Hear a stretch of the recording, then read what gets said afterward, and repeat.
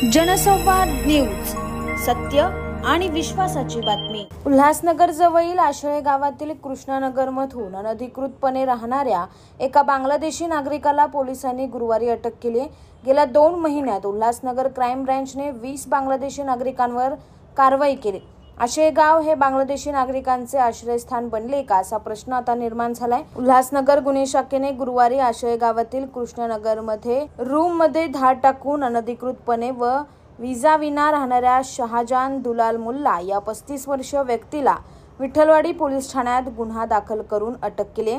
तसेच त्याला राहण्यासाठी आश्रय देणाऱ्या रूम मालकावर देखील कारवाई केली जाणार आहे।